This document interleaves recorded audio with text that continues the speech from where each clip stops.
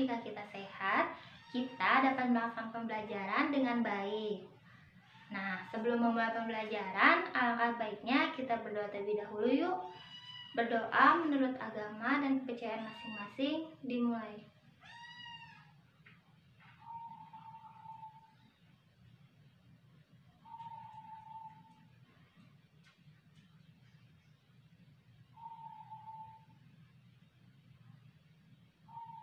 Berdoa selesai. Amin. Nah, sebelum memulai pembelajaran, silakan anak-anak mengisi absen terlebih dahulu ya, dan melihat kerapihan pakaiannya. Jika dirasa sudah rapi, silakan untuk menyesuaikan posisi duduknya agar nyaman dalam pembelajarannya. Nah, adapun untuk pematerian hari ini yaitu dengan tema menggambar benda 3 dimensi. Nah, namun sebelum masuk ke dalam pematerian, di sini Ibu akan menjelaskan sedikit mengenai pematerian pada minggu kemarin, yaitu tentang karya seni rupa 2 dimensi. Nah, karya seni rupa 2 dimensi bisa disebut juga dengan karya seni rupa Dwimatra, di mana karya seni rupa 2 dimensi ini hanya memiliki 2 ukuran, yaitu panjang dan lebar. Karya seni rupa 2 dimensi hanya dapat dinikmati dari satu sudut pandang saja. Selain itu, karya seni rupa 2 dimensi juga memiliki beberapa fungsi, diantaranya yaitu fungsi pakai dan fungsi hias.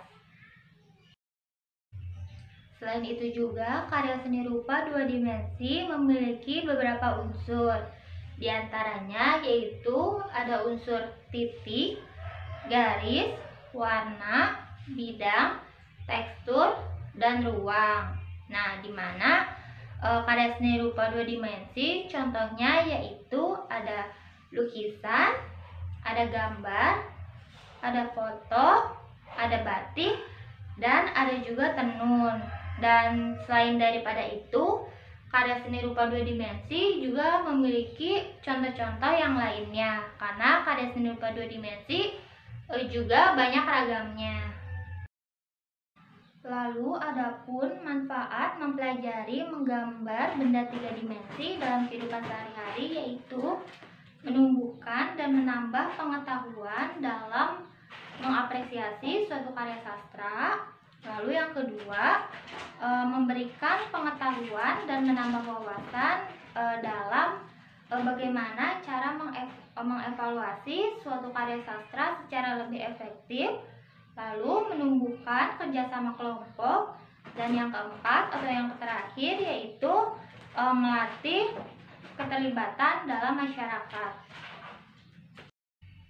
Selain mengetahui manfaat mempelajari benda 3 dimensi untuk kehidupan sehari-hari, anak-anak juga akan mengetahui tujuan mempelajari benda 3 dimensi, di mana benda 3 dimensi itu sendiri merupakan benda yang memiliki ukuran panjang, lebar, dan tinggi, sehingga benda 3 dimensi ini sendiri dapat dilihat dari berbagai macam arah. Contoh dari benda 3 dimensi yaitu ada patung, boneka, bangunan, dan juga karya desain lainnya.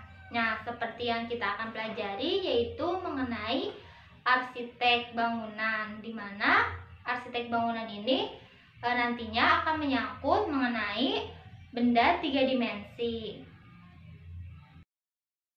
Nah, di sini Ibu akan menunjukkan sebuah gambar seorang arsitektur terkenal pada tahun 1900-an yang bernama Frank Lloyd Wright yang lahir di Richard. Ia adalah seorang arsitektur terkenal, di mana dalam memulai arsitek pertamanya ia mendesain rumah untuk keluarganya. Nah, ini merupakan karya dari Frank Lloyd Wright atau hasil arsitekturnya. Nah, di mana untuk menjadi seorang arsitektur kita haruslah kreatif dan memiliki ide-ide yang menarik sehingga hasil karya kita dapat diterima di masyarakat. Nah, jika sudah mengenal soal salah satu arsitek terkenal dunia, silahkan anak-anak untuk berdiri dan mencari kursi atau berpindah tempat duduk dari tempat duduk semula dan membentuk kelompok. Nah, dikarenakan di kelas ini beranggotakan 30 siswa, maka setiap anggota kelompoknya diisi 5 orang dan dibagi ke dalam 6 kelompok. Nah, silakan untuk berpindah posisi duduknya. Nah, jika sudah terbentuk kelompok, di sini anak-anak akan melakukan latihan group exercise art and craft, yaitu pada latihan ini menggambar.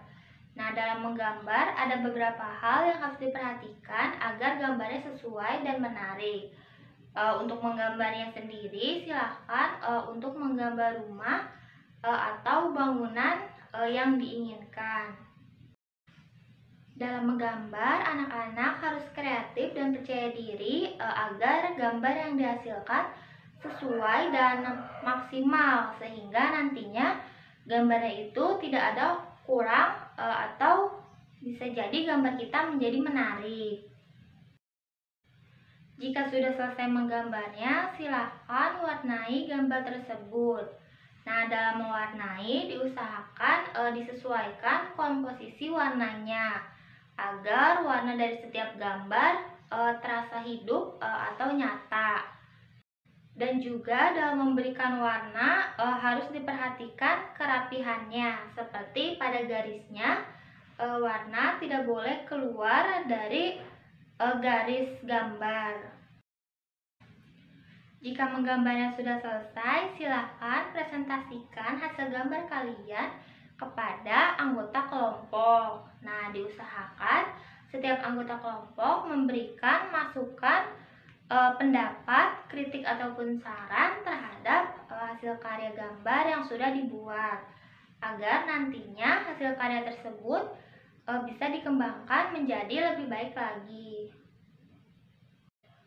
Nah, di mana kritik dan saran ini sangat berguna ya untuk hasil karya gambar kalian. Nah, contohnya seperti kita mengkritik soal warnanya. Nah, jika warnanya tidak sesuai atau kurang menarik, warna tersebut dapat ditambahkan atau mungkin dikurangi sehingga menghasilkan gambar dengan warna yang menarik atau terkesannya sesuai dengan apa yang digambar. Selain itu juga, kritik dan saran dapat membangun suatu karya. Nah, baik, jadi kesimpulan untuk hari ini, jika ingin menjadi seorang arsitektur terkenal atau seorang arsitek, kita haruslah kreatif dan memiliki ide-ide yang bagus serta menarik, di mana hal ini bertujuan agar kita tidak ketinggalan zaman, dan juga karya kita disenangi dan diterima di masyarakat. Untuk pembelajaran hari ini, Ibu rasa sudah cukup baik ya. Anak-anak mengikuti pembelajaran dengan aktif dan kreatif. Namun, Ibu harap untuk kedepannya anak-anak bisa lebih aktif lagi agar pembelajarannya tentunya lebih menyenangkan lagi. Dan juga kita bisa sama-sama saling memberikan argumen ataupun pendapat agar pembelajarannya menjadi lebih sesuai dengan tujuan pembelajaran dan pastinya lebih menyenangkan. Nah, kira-kira dari pembelajaran hari ini kesulitannya apa nih? Ya, benar sekali ya, dalam menggambar memang sedikit sulit ketika kita harus mencari ide agar menghasilkan gambar yang menarik. Selain itu, pemilihan warna juga haruslah disesuaikan, karena jika warnanya tidak sesuai, gambar akan terlihat tidak hidup dan tidak nyata. Dan pastinya gambar yang kita buat juga akan kurang menarik. Karena jika kita melakukan pembelajaran secara bersungguh-sungguh, kita akan mendapat berbagai macam manfaat. Selain itu, guna meraih apa yang kita inginkan dan apa yang kita cita-citakan, kita harus bersungguh-sungguh dalam melaksanakan guna mencapai hal tersebut. Karena jika kita bermalas-malasan, perlu diingat bahwa bermalas-malasan belum tentu menjadikan kita menjadi pribadi yang sukses. Karena kesuksesan akan diraih oleh seseorang yang berusaha dan bersungguh-sungguh dalam menjalankan dan melakukan suatu hal. Selain hal tersebut, kira-kira apalagi nih kesulitannya? Nah, benar sekali ya, dalam suatu kelompok juga bisa menjadi suatu kesulitan karena dalam kelompok itu haruslah ada kerjasama di dalamnya. Nah, sehingga jika tidak ada kerjasama dalam kelompok, hal itu akan menjadi sebuah hambatan dalam sebuah kelompok. Nah, dalam pembelajaran menggambar ini dibagi ke dalam kelompok itu karena agar anak-anak bisa memiliki sikap yang saling bekerja sama, di mana hal ini juga merupakan tujuan dari pembelajaran pada hari ini. Selain itu juga, kerjasama kelompok dapat meningkatkan rasa saling empati di antara kita. Nah, kira-kira bagaimana nih perasaannya pada pembelajaran hari ini? Semoga semuanya merasa senang ya dengan pembelajaran hari ini dan bisa mendapatkan ilmu yang bermanfaat pada pembelajaran hari ini. Sebagai tugas akhir pada pertemuan hari ini, silakan anak-anak untuk menggambar bangunan yang kalian inginkan atau kalian impikan, yang dimana gambar tersebut digambar pada buku gambar dan diberi warna semenarik mungkin. Dan untuk pengumpulan tugasnya dikumpulkan pada pertemuan minggu depan. Untuk gambar bangunannya silakan ya dibuat semenarik mungkin dan sekreatif mungkin. Untuk gambarnya diusahakan dibuat sendiri ya, tidak dibuatkan oleh orang lain ataupun oleh orang tua.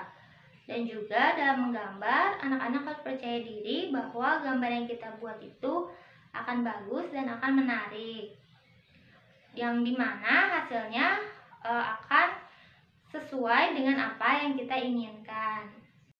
Sebelum menutup pembelajaran, Ibu akan mengingatkan kepada anak-anak untuk selalu menjaga kesehatan diri dengan cara menjaga pola hidup yang sehat, yaitu dengan makan makanan yang sehat, berolahraga, dan juga menjaga diri kita dari berbagai penyakit seperti menggunakan masker, menjaga jarak, dan mencuci tangan bila perlu menggunakan sabun di air yang mengalir, di mana hal ini berguna agar diri kita selalu terlindungi dari berbagai macam virus dan penyakit. Untuk menutup pembelajaran hari ini, silakan anak-anak berdoa sesuai dengan agama dan kepercayaan masing-masing. Berdoa dimulai.